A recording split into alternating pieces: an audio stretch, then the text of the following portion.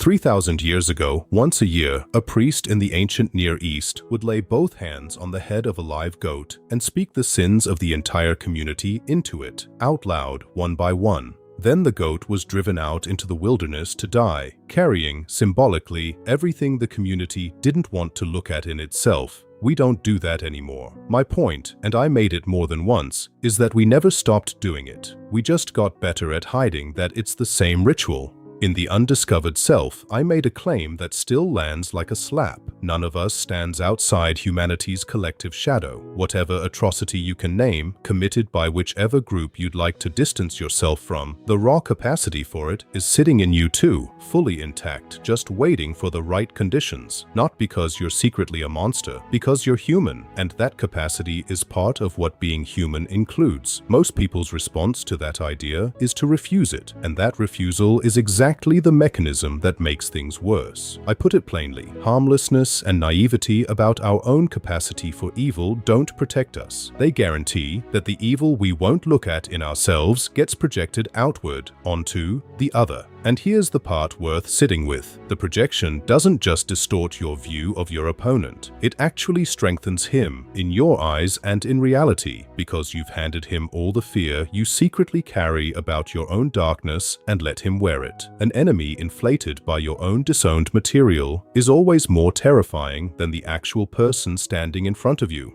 That's the mechanism behind the scapegoat. It was never really about the goat. I watched this operating at full scale in my own lifetime, in the standoff between East and West during the Cold War. Each side was entirely convinced of its own good intentions and entirely convinced of the other side's bad ones.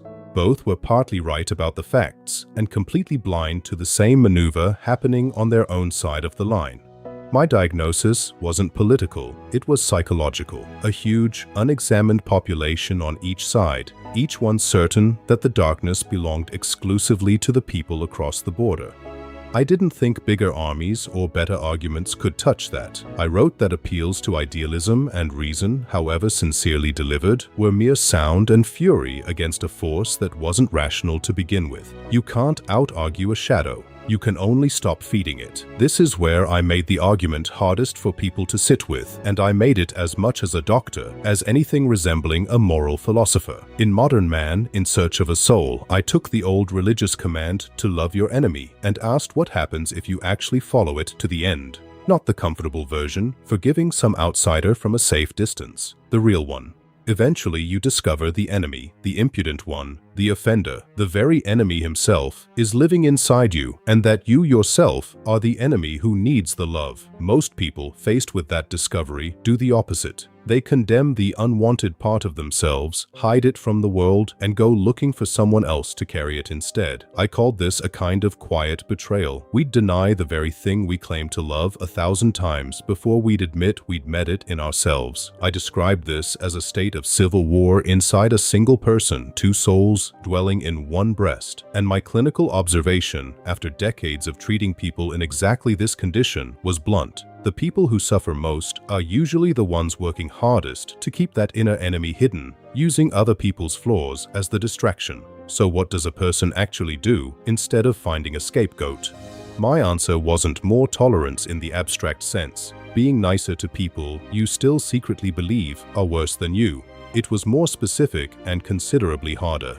Go looking, deliberately, for the piece of the unwanted material that's actually yours. Find the cruelty, the pettiness, the capacity for cowardice or contempt before you're handed a convenient place to dump it. A person who has already met that material at home doesn't need an enemy to carry it for them. And a population made up of people like that is the only kind that stops manufacturing enemies out of its own unfinished business. It's not a comfortable prescription. I never claimed it was. Last time, the subject was what happens when a whole population loses its footing at once. This time, it's the quieter version of the same disease. How easily any one of us gets to feel clean by making sure someone else carries what we won't. I spent a career insisting these two problems have the same solution. Next time, I want to show you what that solution actually requires of a person in practice, not just as an idea.